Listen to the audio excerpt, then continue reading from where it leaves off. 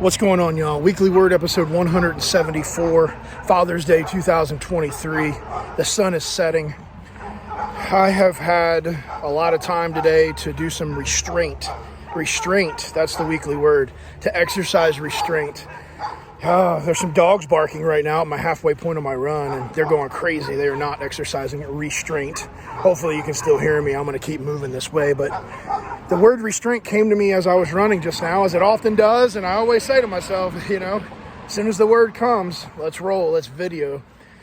The idea of restraint today is nested in the idea that sometimes it's better to exercise restraint with your emotions, with your words, and with your actions. That might sound counter to kind of how I live my life, because frankly, it is counter. I live my life through feeling emotion and embracing those emotions and leaning into them for everything that they are. And I really don't ever exercise any kind of restraint when it comes to my feelings.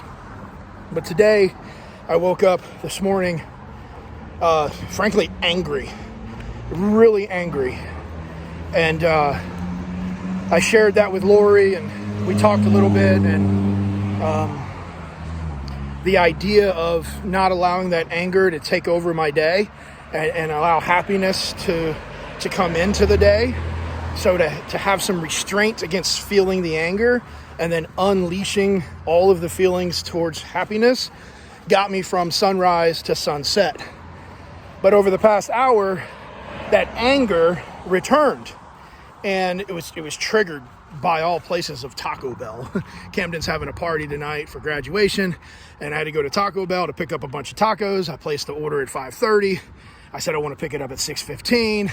I got there at 6:15, only to be told that they didn't get the order, but then they did get the order. Anyway, I finally left with all the tacos at 7 p.m. And while I was waiting, I had to exercise a lot of restraint to tell people what was on my mind. And I did. I didn't say anything. I just rolled with it. And eventually I got the tacos, and they're safe. They weren't spit in or anything because I exercised restraint.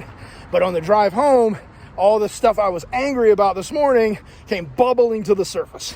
And I didn't want to bring that to Lori and to Camden at his party or to Briley. So I just kind of held it in, and I said, you know what? I'm going for a run. So here I am at my halfway point, doing a weekly word about the power of restraint.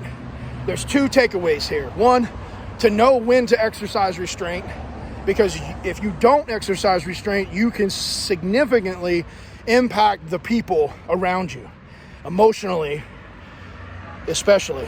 And once you release, you can't take it back.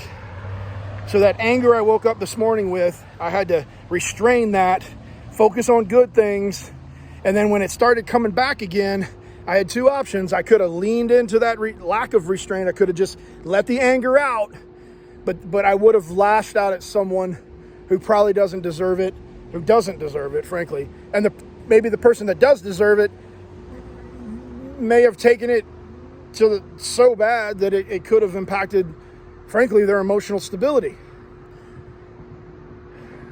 So having restraint is very important, as long as, and this is the other side of it, you gotta release at some point, because if you don't, it's gonna eat you up. And so I went for a run, and now I'm doing a weekly word, because if you've ever watched Weekly Word, you know that this is my therapy. I just lean into how I'm feeling.